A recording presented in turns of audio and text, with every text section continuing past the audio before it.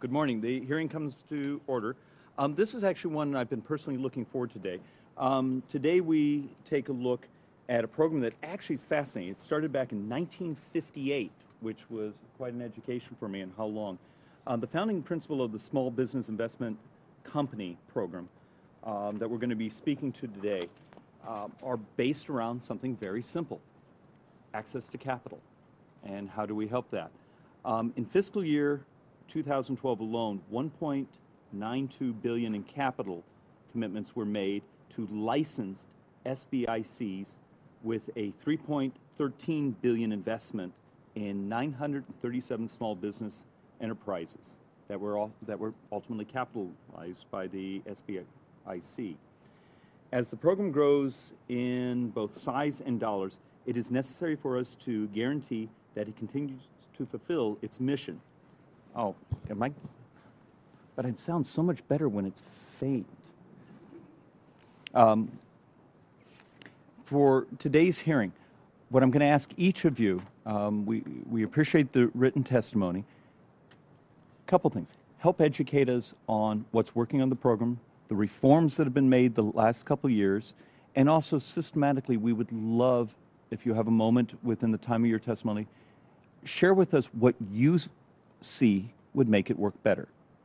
Because the ultimate goal here is capital formation and creation of jobs for our country. Ranking member.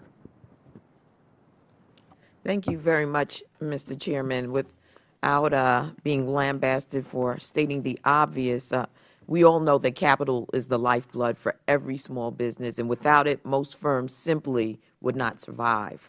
In 1958, Congress recognized the need for long-term funding for growth-oriented small businesses and created the Small Business Investment Company, or SBIC program.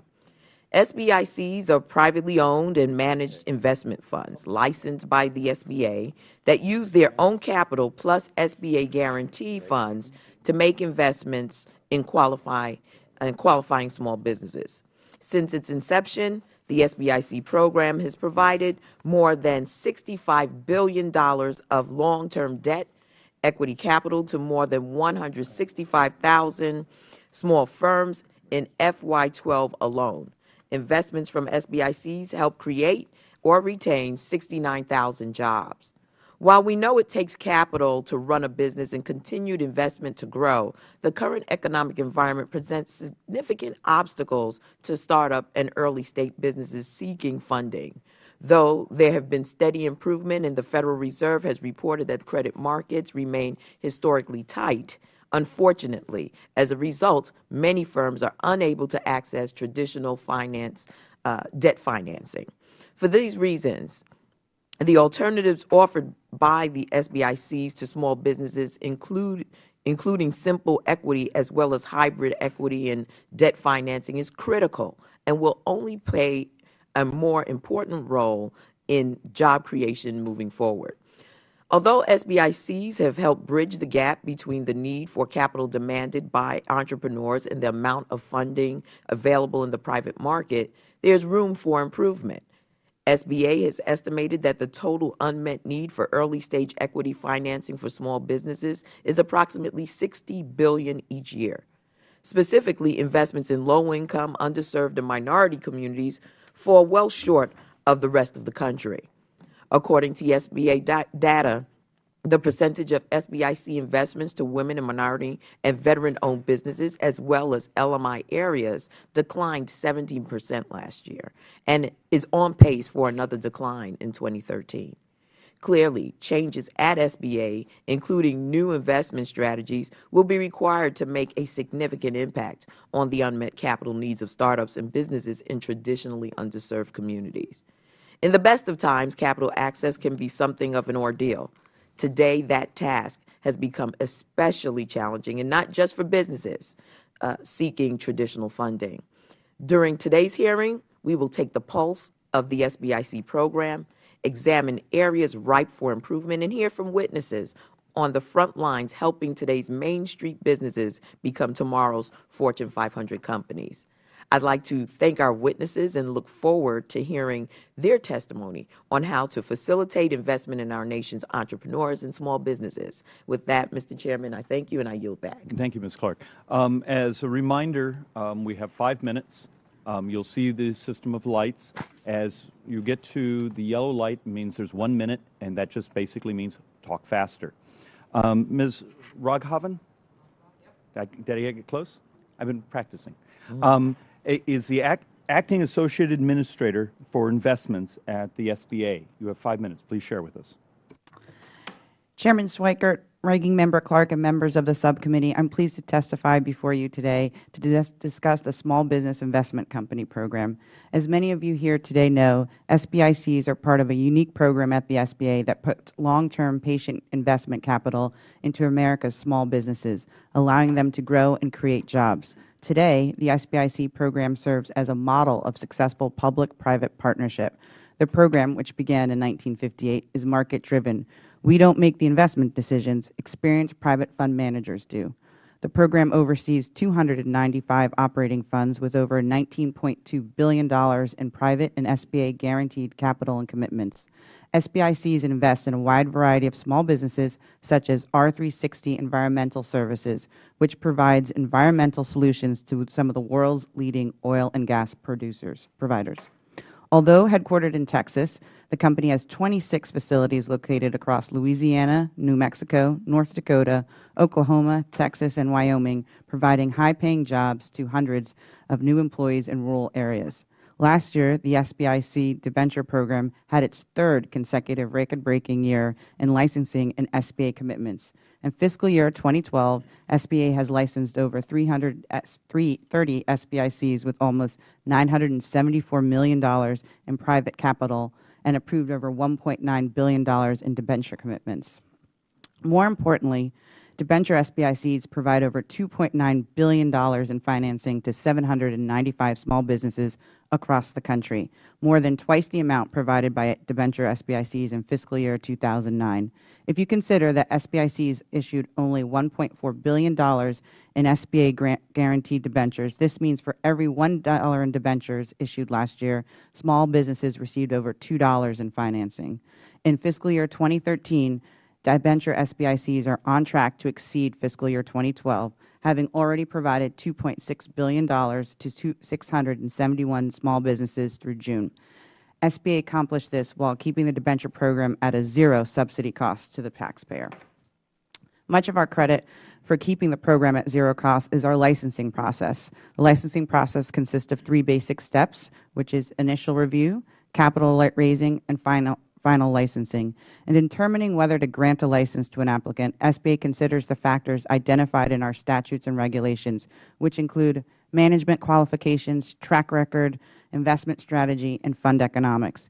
Even though a lot of work goes through evaluating the applicants, SBA has improved licensing processes and times over the past 4 years, reducing the average time from 15 months to less than 6 months. As a result, SBA expects to exceed last year's licensing numbers. To help new licensees navigate our program, SBIC's Office of SBI Operations initiated new webcasts on various aspects of the program. SBA also cut in half the average turnaround time on key decisions and operations from 60 days in fiscal year 2010 to 28 days in fiscal year 2012. Obviously, with rapid growth, SBA is concerned about program risk.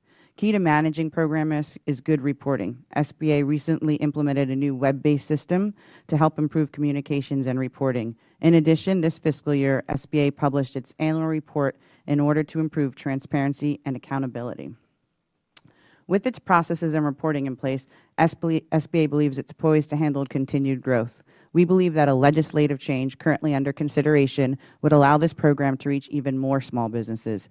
The change would increase the SBIC debenture program authorization from $3 billion to $4 billion. While SBA has never hit the $3 billion annual authorization over a 3-year period, SBA more than doubled the debenture commitments approvals from $788 million in fiscal year 2009 to over $1.9 billion in fiscal year 2012.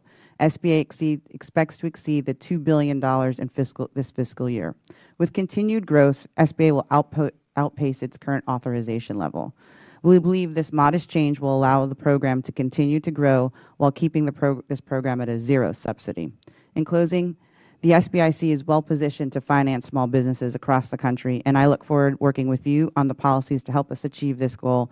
Thank you, and I'm more than happy to answer any questions you may have. And thank you, Ms. Markhoven. Our next witness is Steve Brown, who I'm actually very pleased is from Arizona. Mr. Brown is the general partner of Trinity Capital Fund 2 LP. Did we get that right? All right. Mr. Brown, 5 minutes. Good morning, Chairman Schweikert, Ranking Member Clark, and the other distinguished members of the Small Business Committee.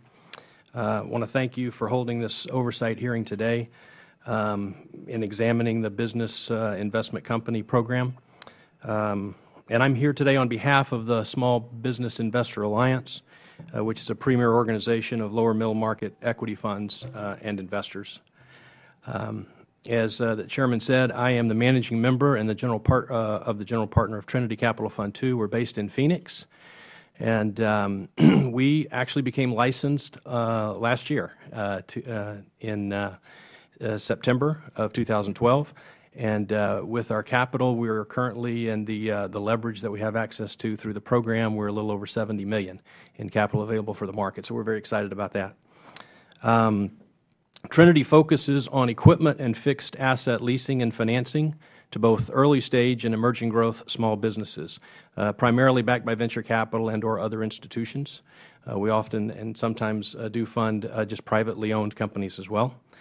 The industries that we fund most end up in the telecommunications arena, the manufacturing arena, and then the technology. Our primary market focus is in the Southwest and the West, but we will and have done deals throughout the United States. I've personally been in the business of privately funding companies for over 20 years, and specifically in this particular debt market, I've been doing this for 10 years, and again, was introduced to the program a few years ago. I'm very excited to be a licensee in the program. I have firsthand experience seeing these early stage and emerging growth companies struggle for capital. As the ranking member mentioned, it's a difficult market and has been for a number of years to find capital. And this program does meet that need. It is a long way between equity and solid debt financing that many of the banks offer, and this program fills that gap in many respects. At Trinity, we have and are funding manufacturing companies in the technology space, the energy space, the recycling space, all things that are important to the government, to the economy. Companies that we have funded to date in our fund include a solar cell manufacturing company that has strong revenue, has survived the solar manufacturing difficulties in the market, and we're proud to be a part of that. We've provided equipment financing to help them grow. A manufacturer of LED lighting, which is a new and efficient way of lighting, and we've provided financing for manufacturing equipment there. We've also provided financing for a California-based manufacturer of chips for fiber optic in the telecommunications space. We're currently working with a company and funding, literally as we speak in the next day or two, a tire recycler that has a great program of recycling tires and getting it back into that market and many other markets, including not just the tire industry, but plastics as well. So we're excited about the portfolio companies that we're funding. I'd like to just take a second on the SBIC program. As mentioned, it started in 1958 and has done wonderful things, funding many, many companies along the way, including icons like Apple and Intel and others. It's important to note that most of my referrals in this business come from banks that cannot or are unwilling to fund these companies, which again shows a reason for the need for the program. Relative to the program, it's difficult to become a licensee, and that is good. We went through a very rigorous process to get licensed, and those that get licensed, I believe, having gone through the process, deserve to be able to manage this money, and I think that should continue. There are some important things, as has been mentioned. Congressman Steve Chabot, I believe is the name, introduced and sponsored SBIC Modernization Act, H.R. 1106, which will increase the family of funds from 225 to 350. We think that's important for this program. We believe leadership is important. There are some leadership positions that need to be filled, and we think that's very important that happens soon. Technology is used in the marketplace and is available, and we think maybe some technology improvements could be made relative to us working, with the agency. And then the licensing process, it is a good and a stringent process. We think maybe some efficiencies can be handled there. In closing, I just want to reiterate the success, the strength, and my support of this SBIC program.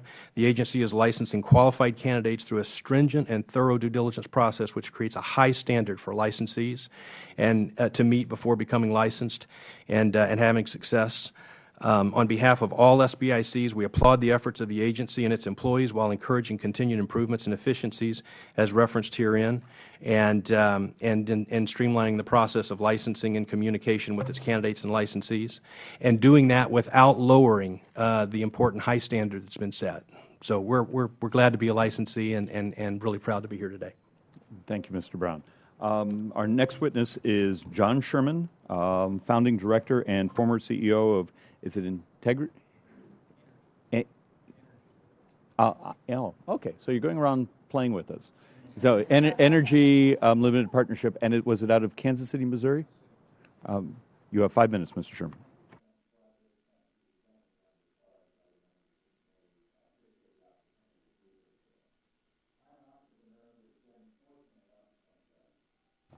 I am an entrepreneur that has been fortunate enough to launch and successfully grow and develop 2 companies from scratch.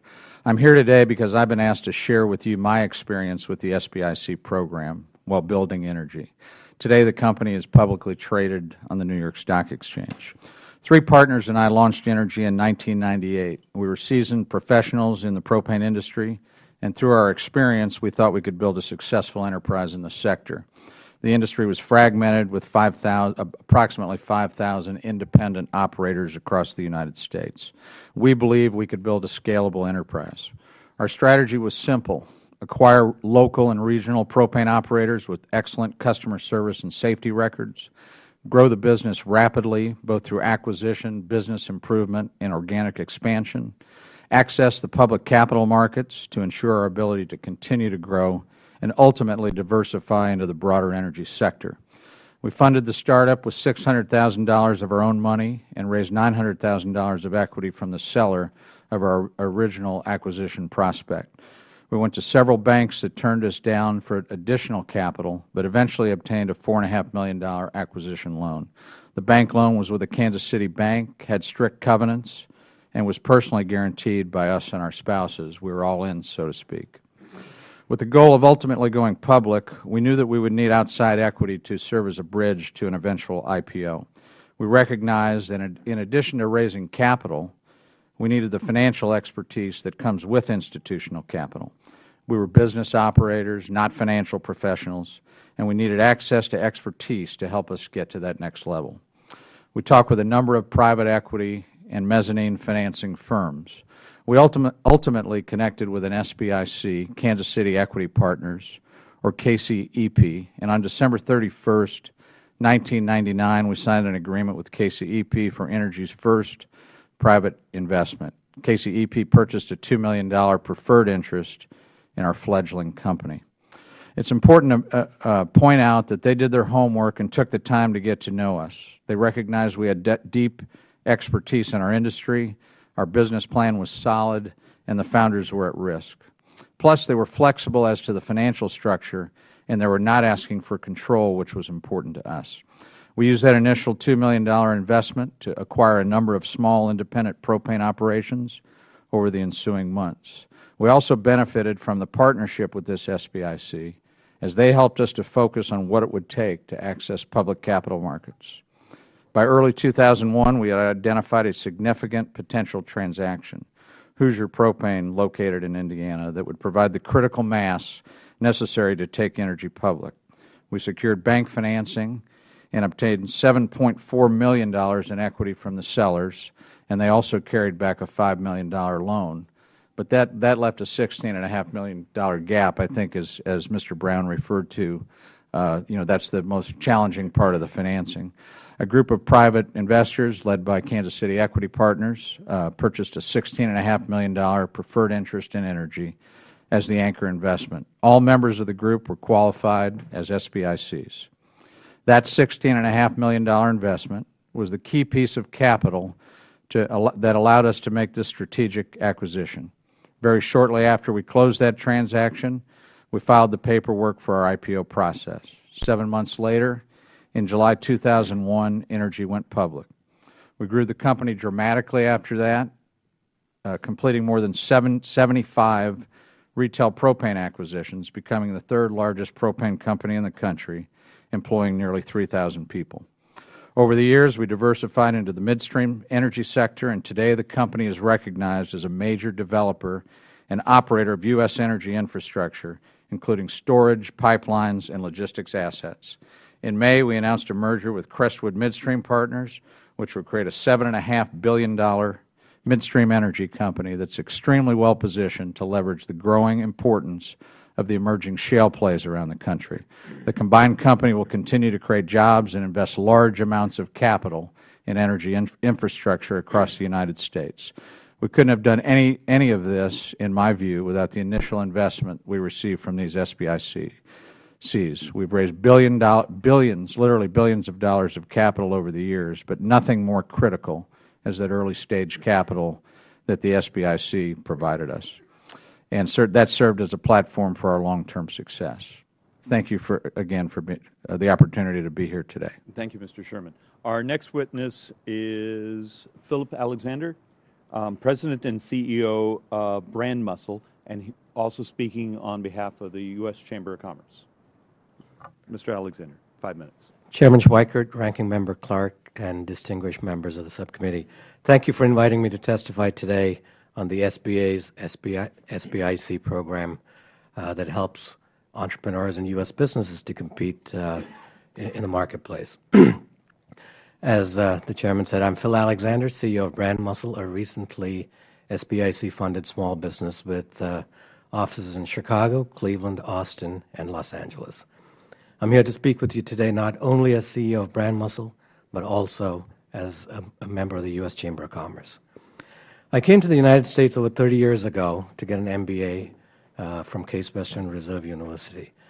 I pursued a career in marketing and rapidly ascended to senior management positions, both with national and international local retailers, most recently as Vice President of Brand Management at Pearl Vision, and prior to that as VP of Marketing for Western Auto, a subsidiary of Sears, Roebuck & Company. In 2000, I left the safety and security of the company, and Brand Muscle was born. The company sought a solution to a common problem that was seen in marketing, actually something that has similarities in politics. I think former U.S. House Speaker Tip O'Neill said, all politics are local. Well, we have the same issue in advertising. Our success is dependent on our understanding of what is needed, the issues of the local constituents and communities. Brand Muscle was launched to provide just such a solution for Fortune 500 companies who needed to respond to marketplace conditions and provide tools and a suite of services so that the local distributors, local franchisees, local dealers could develop programs that were appropriate at the local level. Today, Brand Muscle has 550 full-time, well-paid professionals in the United States. Our early-stage funding came from a variety of sources, initially personal savings and eventually an angel fund. Several successive infusions of venture capital allowed us to grow, but we grew to about 150 employees, but reached a point at which, even though we had the growth opportunity, we could not add any more than 3 to 4 employees because of our debt equity structure. Clearly, we had to do something different. Our initial investors needed to be taken out. The fund timing was over, but we needed cash to position us for expansion. We were too small to go public.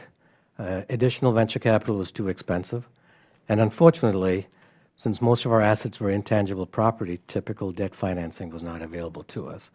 Obviously, I think a challenge for us as a nation as we move to more of a knowledge-based economy, companies like ours without intangible assets cannot find the financing. The SBA's SBIC program was unique in its ability to provide Brand Muscle with the resources for our next phase. This federal government program at zero cost to the taxpayer allowed an SBIC fund manager to leverage up to twice the amount of their private capital in order to provide a company like Brand Muscle with cost-effective mezzanine debt financing. In February of 2012, the Riverside Company, equipped with assets from their recently SBIC-backed fund, Riverside Microcap Fund 2, signed a purchase agreement to fully acquire Brand Muscle, utilizing a mezzanine restructuring debt agreement. The Riverside Company that you may be familiar with was recently named M&A's Private Equity Firm of the Year with over $3.5 billion of assets under management. They've acquired over 300 companies and have 200 employees worldwide. Brand Muscle had instant access to their managerial talent and the financial backing of a company like Riverside, thanks to the SBIC-backed fund. Riverside's SBIC-backed fund had also allowed the company to acquire two other companies that we were quickly integrated with.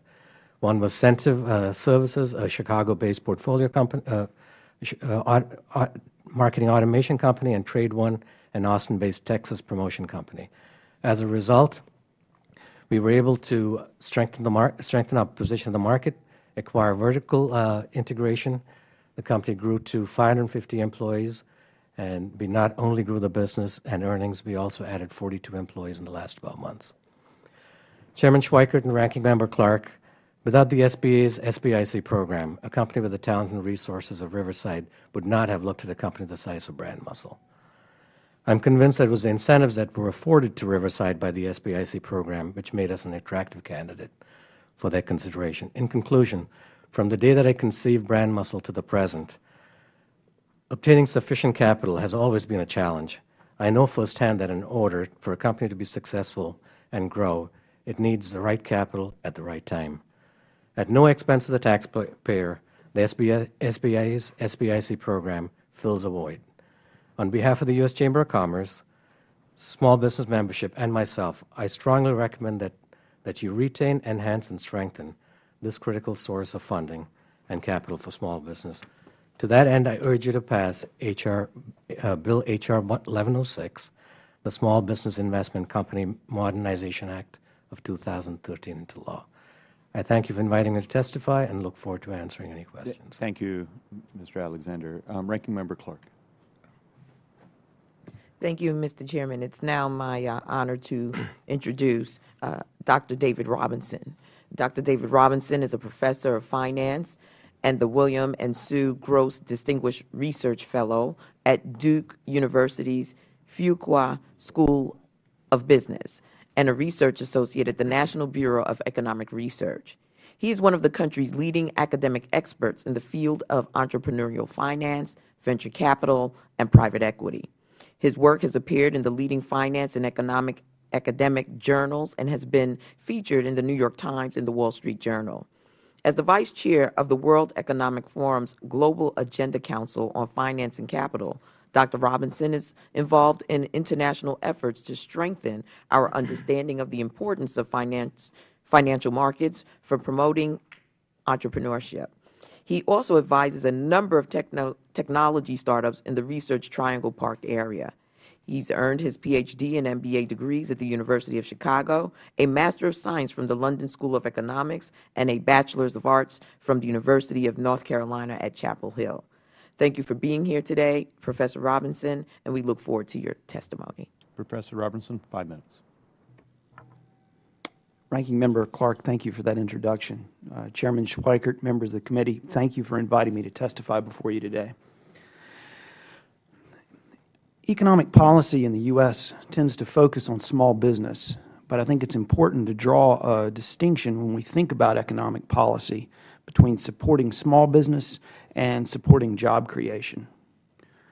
The best available economic data indicate that young businesses, not small ones, are the ones that are responsible for the lion's share of economic growth in our country, especially if we measure growth in terms of jobs. The confusion is understandable because almost all young businesses are, by their very nature, small, but most small businesses are not young. Small businesses are, without question, an essential and important part of the fabric of American life, but most are not important engines of job creation. If they were, they wouldn't continue to be small. They would grow and become large organizations. Young businesses are a different story. Many fail, but the ones that succeed create jobs and, more generally, increase our country's economic dynamism. In this regard, the early-stage SBIC initiatives are, in my view, laudable both in terms of their objective and in terms of their creativity. I think it's important that we think carefully about stimulating access to capital, not just for small firms, but for young firms. I would like, however, to draw your attention to 3 facts about early-stage business activity that I think, taken together, should temper our expectations of policies that attempt to stimulate early-stage business activity by extending leverage to equity investors in the market. First, my work with Alicia Robb at the Kauffman Foundation shows that debt, not equity, is the primary source of capital for new businesses. We've long understood that debt is critical for small businesses. Small businesses rely very heavily on debt financing. But it's kind of a surprise that new businesses rely so extensively on the banking sector for access to startup capital. This is true across a wide range of startups. Even venture-backed startups rely very heavily on access to bank capital in their very earliest years of life. As you've heard from Mr. Sherman's testimony, personal assets are critical in securing bank loans most of the time. Because home equity is such an important source of collateral for most individuals at the prime age for starting new businesses, which is typically in sort of the 35 to 45-year age range. What this means is that the collapse of the housing market, it was as much a crisis for entrepreneurship as it was a crisis for the banking system. I think one of the things this tells us is that efforts to increase bank lending to this sector are incredibly important. And, I think Administrator Raghavan's comments about the SBIC debenture program bear special consideration in light of the importance of debt for startup activity. The second fact is that early-stage investing is extremely risky. For every Google out there, there are literally hundreds of ideas that never make it out of an inventor's garage. There is a very understandable need to curb behavior that would result in excessive risk-taking and discourage bad investment activity in the early-stage SBICs. But I think it's important to acknowledge that some of the CIP provisions and the payback rules that are in place are going to inhibit investment in some of the most desirable areas of the economy where we'd like to see investment. Those are the kind of the speculative investments that are often associated with some of the most disruptive technological innovations. The third fact that I think we should bear in mind is that the gestation periods for early-stage investments are prohibitively lengthy for many investors. It takes too long from the time of first investment to that IPO or M&A event for many early-stage funds to earn a return. I think some of the most interesting features of the Jobs Act were those features that stimulated the development of the intermediate liquidity opportunities for early-stage investors. So I think these 3 facts together conspire to make your job a difficult one. We're simply swimming against the current when we try to stimulate early-stage investment activity by leveraging existing equity. And so in light of that, what will be the underlying economic mechanism that will be responsible for success when we see it? In my view, it's this. Early-stage investors without sufficiently deep pockets are often discouraged from making speculative early-stage investments because they're worried that their early investments will become diluted by later-stage equity. It's not that they need more capital now. They need more capital to be available later so that they can make the follow-on investments. In my view, the success of this program will hinge on providing that capital to those early-stage investors. Thank you. Thank you, Professor. As you heard the bell, we have a vote series that's about to be called, but we still have a few minutes here, so I thought we would move to the lightning round of questions.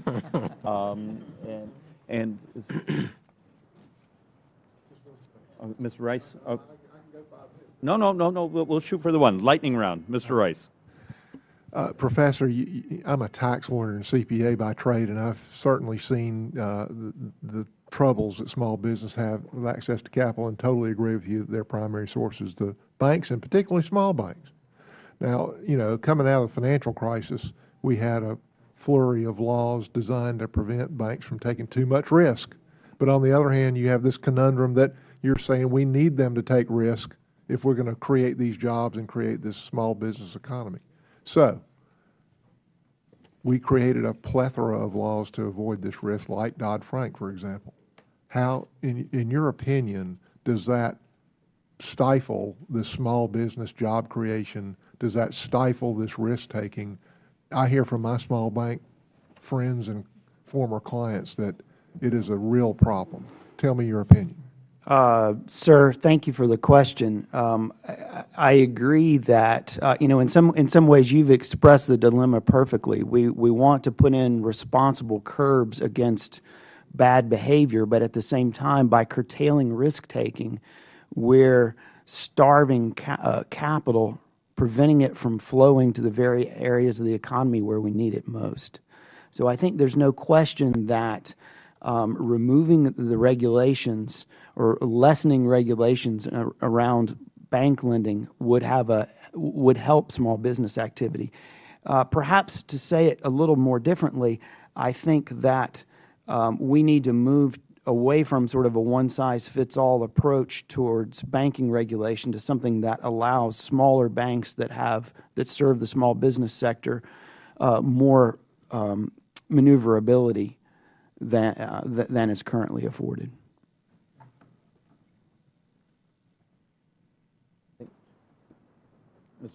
Mr. Collins. Oh, thank you. Take the other portion of the minute. Sure. Actually, could I do this? Just because we're doing lightning round, Ms. Clark.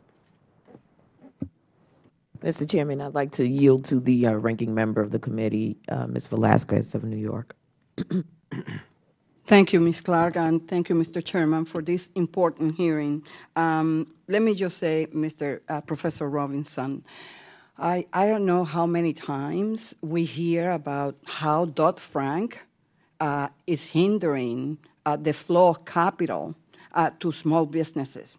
But the fact of the matter is that the distinction is made by Dodd-Frank in the sense that one size-fits-all approach doesn't work. And that, indeed, that is what Dodd-Frank does, in the sense that if I ask any business who is lending to them, community banks are not the big banks, are the community banks, are the independent banks. Dodd-Frank exempted the community banks from those regulations. They don't have assets of more than $10 billion. So I just want for the record to reflect that. I'm a member of this Financial Services Committee as well as some of the members here, and they know that. I would like to ask Ms. the acting associate, Ms. Raghavan, and welcome to the Capitol. You did a very good job in New York, and I hope that you continue to do a better job here. But I want to help you. I want for you to succeed.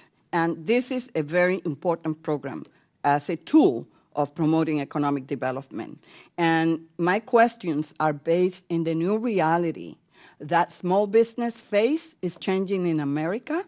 It's more women, it's more blacks, it's more Latinos, and we need to make sure that the programs that are in place will benefit everyone.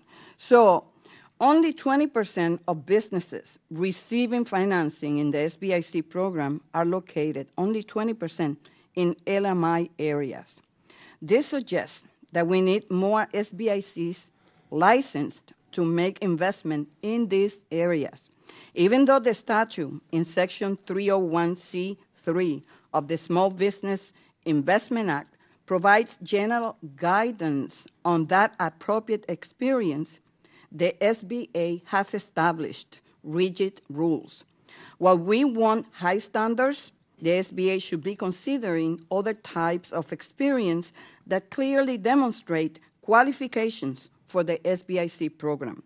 will the SBA consider these alternative types of experience in evaluating SBIC applications, especially to target more minority licenses and low-income areas? Thank you for the question. We do agree that LMI areas, especially women and minorities, are very important to the program. In fact, we have had with our new licensee of applicants of funds, we've had more women and minority funds join, and we continue to actually press out and do a bigger marketing campaign, including using our district offices in the actual country to work with the fund managers to get through the program. We are actually put in through clearance our new licensing SOP, which is looking at the alternative ways of licensing applicants. And one of the things we are taking in consideration is different types of track records to ensure that we do have more investment funds that are looking into those hard impact areas. We've so far have the impact funds. We have 2 of them. One is in Michigan, looking at that economic development there, and we look to encourage more of those funds, including states as well as mayors' offices, to join the pension funds to be able to encourage more growth in LMI areas. Okay. Thank you very much, and I'll be working on reaching out to you so that we make sure that changes are made. Mr. Chairman, I would like to ask unanimous consent to submit for the record the testimony of Jose Fernandez. He's the chairman and CEO of Omega Overseas Investment Corporation. Thank you, and I yield back. Thank you, Ms. Velasquez. As we're running, Mr. Collins had a quick question. Yeah, thank you, Mr. Chairman. I'd be quick, but Mr. Brown, I'm especially interested in the dynamic, as Mr. Alexander said earlier, the cost of venture capital was just too much. We all know the golden rule: he who has the gold makes the rule. And I know, I'm assuming, Mr. Alexander, you're talking about dilution. They'd come in and say, sure, we'll lend you some money. We're taking 80% of your company. And for an entrepreneur who's put their heart and soul in it. Now, Mr. Brown, I guess my question is, with being an SBIC and having government funding multiply your private investment, would you say that allows you to be a little fairer, if you will, with companies like Mr. Alexander, so the dilution would otherwise be much worse for the investor if you did not have the leverage of the SBIC? Yeah, the answer to that question is yes, and that's one of the benefits of the program. You know, dilution is a big issue for small businesses, for growing businesses. Equity is critical to get that done. We see that over and over again. And whether it's venture capital, private equity, or even private groups that come together to provide equity, it can be very dilutive to the founders, the people, the heart and soul of the company that put it together. So this program affords the opportunity to come in and provide debt with an equity kicker occasionally in the form of a warrant that provides much less dilution than might otherwise be had with equity. And so it really is one of the unique and beneficial parts of the program that can save dilution for ownership and still, you know, provide some upside for those licensees making investments. One quick follow-up. Does that also help you get private investors, the investors that come into your fund, and you say, we're going to be an SBIC and I'm going to leverage your money 2 to 1, 3 to 1, therefore we can be more fair, if you will, with the companies?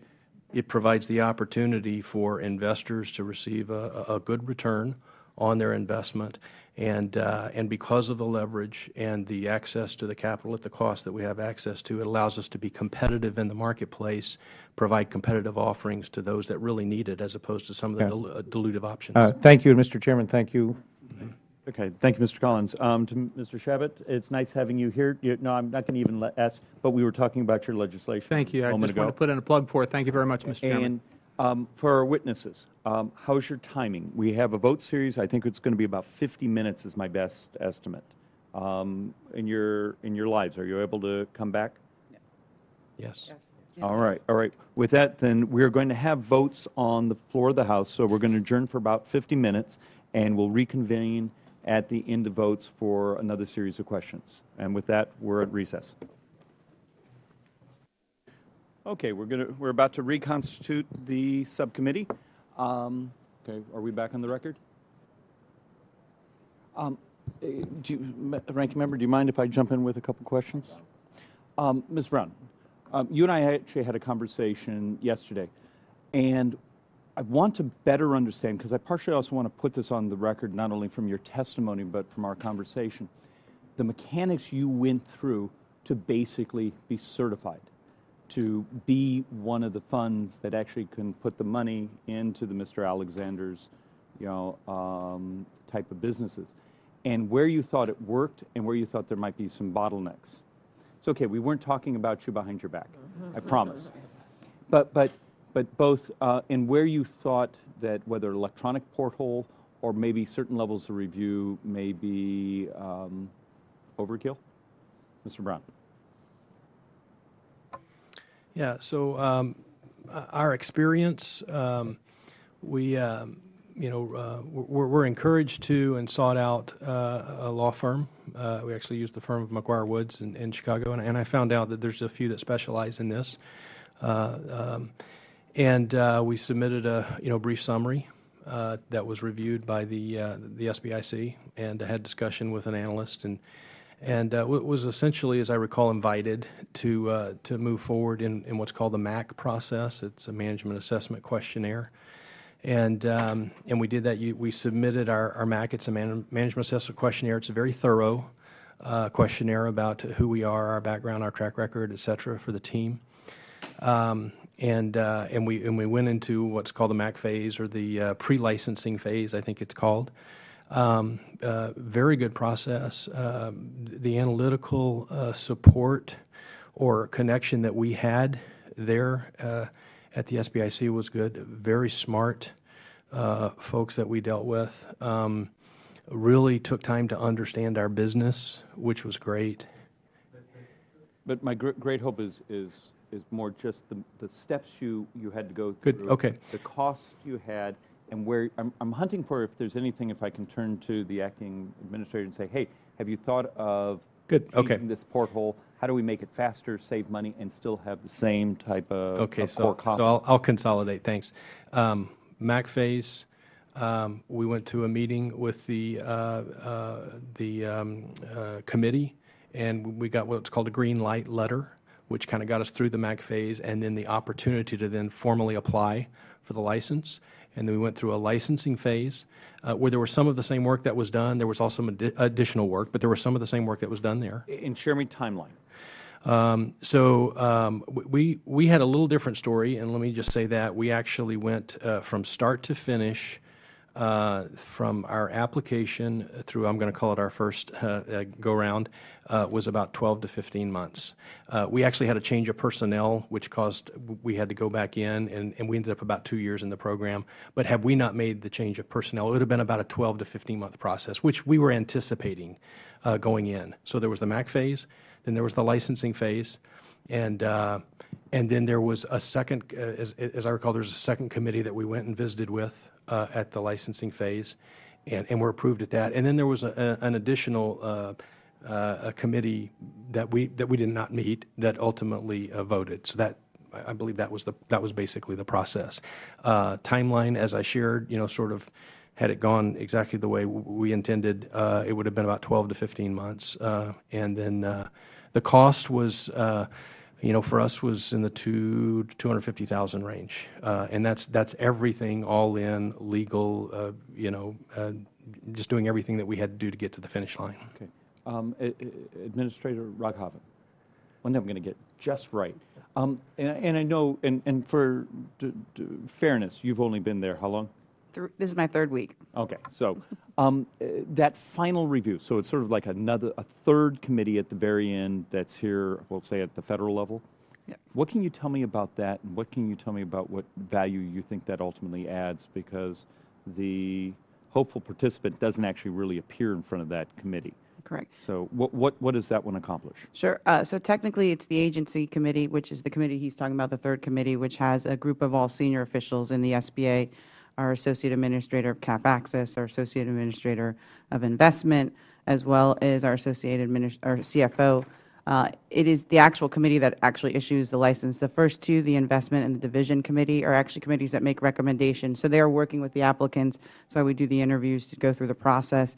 And then it's the agency committee that makes the final decision because the administrator signs off on the license. It's similar to what's in private sector. They have several reviews of different portfolios that come in when they do funds to funds. So we mimic that process on purpose so that it's very similar. That committee works very well. They all have financial backgrounds. They understand what we're looking for, and they've been looking at these. They get the entire briefing book that these gentlemen have put together, which includes their background history, their management fund, the organization structure, and where they plan to get the funds. Thank you. Ms. Clark.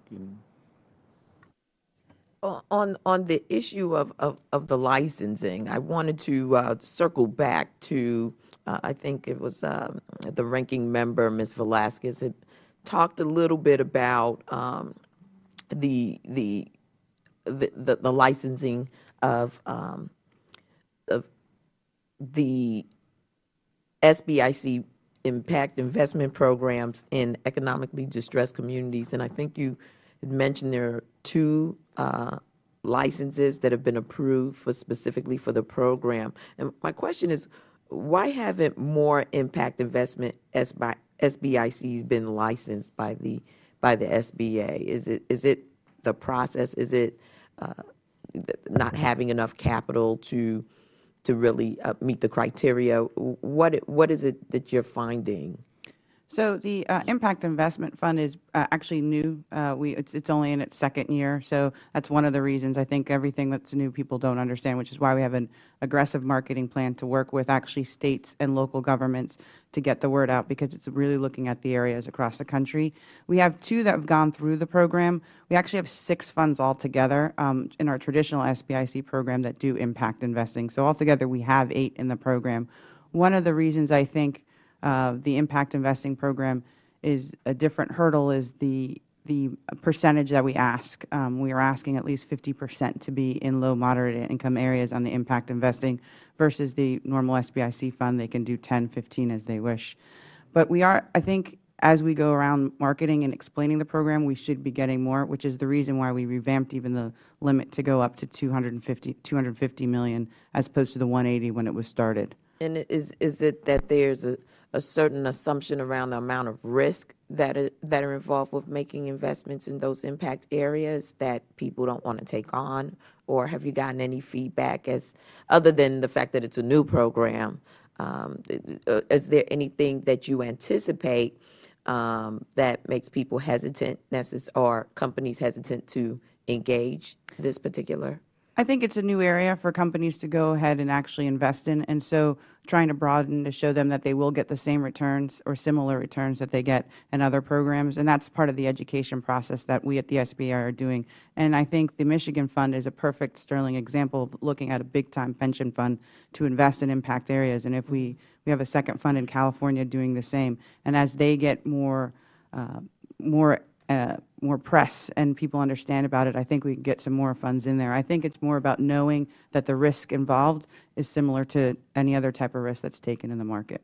Very well. And Mr. Brown, I just wanted to do a follow-up because in your opening statement, you spoke to the virtues of the SBIC program that you've embraced, but you also mentioned about licensing efficiencies was sort of like I had a question about where you saw whether it's a lacking of efficiency. And I think you talked a little bit about the process and some redundancy in paperwork or administrative activities. But was there something specific in the licensing that you found to be inefficient? Sorry. Thank you. I would I'd maybe point to sort of the technology or lack thereof. And in fact, the program is now bringing online some of our opportunities to transfer documents, to file forms, 468, I believe, and others. So there's progress being made, but what we don't often do when we're transacting business is send lots of sort of hard paper files, and so that happened during this process. So I think the use of existing technologies in the marketplace, which I know the agency is working on, will make the process more efficient. That would be a prime example of what I was talking about. Okay, very well. And do you anticipate a full-throated technological revolution with this process? Are we on our way? Well, as you know, we've been under sequestration and also continuing resolutions, which has made it a bit difficult to invest in technology. So even though under those circumstances, we were able to make our 468, which is an application online, and we just launched the web system, we are trying. In fact, one of our initiatives is to make sure it could go paperless. We're doing that in several initiatives across the agency. But for the SBICs, it's very important. They do, naturally, they work in an environment, and we are trying to make sure that we can also do that.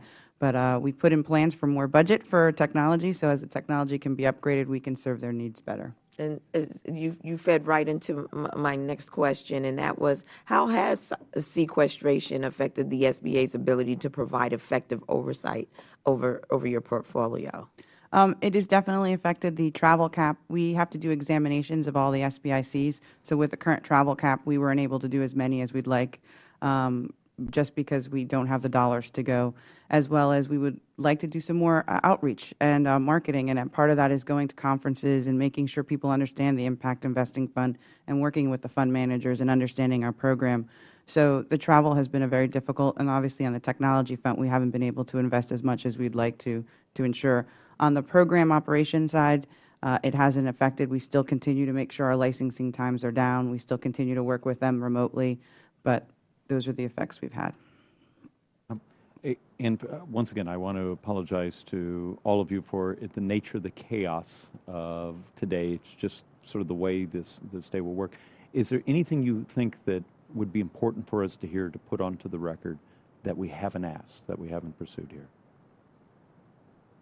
And it's always dangerous when you ask an open-ended question that you actually don't know the answer. In that case, I'm going to move to a closing here.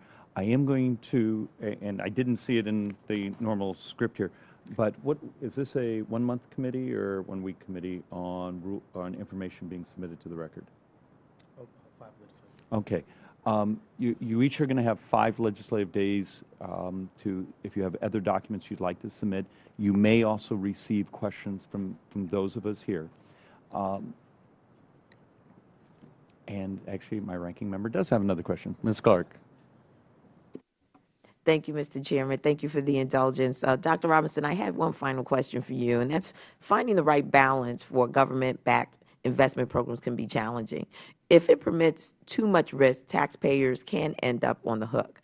If it doesn't take enough, the program will not spur economic activity in areas unable to secure financing. What is your view on the current risk appetite for the SBIC program, and is it too much or too little or just right? Thank you for the question, Ms. Clark. I think it's a delicate balance that we have to strike, and I understand both sides of the equation, both the need to make sure that we curb excessive risk-taking and bad behavior, but also the very great need to spur risky investment. I think that we have to be very clear about what we want the objectives of the program to be and what we're trying to accomplish. I think if what we wish to do is promote innovation, truly promote risk-taking investment, then I think we probably need to scale back some of the oversight. Well, I shouldn't say oversight. Scale back some of the restrictions on investment. I think that if the objective is to provide more capital to the small business economy, then you probably have the balance about right. But the way I would look at it is, again, I would go back to what I said in my opening testimony. I think we need to draw a distinction between the small business economy and the entrepreneurial economy. And I think that if the objective of the program is to spur entrepreneurship, then we need to, in my view, dial the meter more towards risk-taking. Thank you, Ms. Clark. And a couple other quick things here. Professor, I'm going to actually hunt for some writings you've done, and if you can send me some. You actually said something that, in reflection, is brilliant, the difference between the small business and the growing, the very young growth business, and how, we often say small business, but these are very different than like our family business that may have been around 40 years that has just stayed somewhat the same size. So I'd like to understand more about that, because that may have a different risk appetite in what we have to do. Obviously, as members of Congress, there's this constant fear of, do we wake up tomorrow and have a black swan type of event, something that was out in the tail, and we wake up the next day and we're Fannie or Freddie, or something of that nature. At the same time, if you've managed your exposure to certain consequences out there, have you, done it in a robust enough fashion where we're actually meeting our mission? And with that, I ask for unanimous consent that members have 5 days to submit statements and supporting materials for the record, and without objection. I always wait for someone to give me an objection one day. So ordered. And with that, the hearing now is adjourned.